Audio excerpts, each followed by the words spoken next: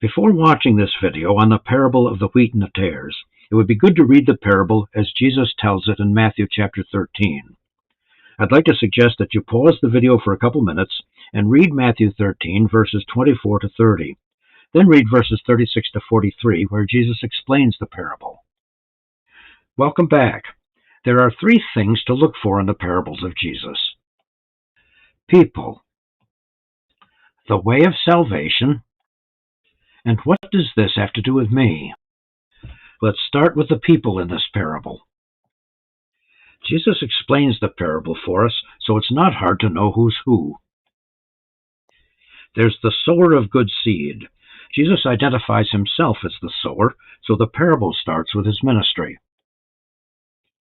There is also the good seed, or the wheat. Jesus identifies this as the sons of the kingdom. They are his disciples who are learning from him how to live kingdom life. There is the enemy. Jesus calls him the devil and the evil one, but it's plain in the Gospels who this is. A collective enemy was opposing the ministry of Jesus and doing everything in its power to turn people away from him. And there are the tares. Jesus calls these the sons of the wicked one. It's a veiled term, but they are the henchmen, particularly scribes and Pharisees at that time, who were actively undercutting his work, challenging his teaching, and intimidating his disciples. Jesus makes it clear that this kind of thing will go on until the end of the age. People will become disciples, and forces of evil will actively oppose them, making it hard to live by faith. The parable then brings us down to the end of the age. Now we meet the reapers. Jesus categorically identifies these as his angels. He will send them out at the end of this age, at harvest time, to save his wheat and destroy the tares. This brings us to the way of salvation that's written into this parable.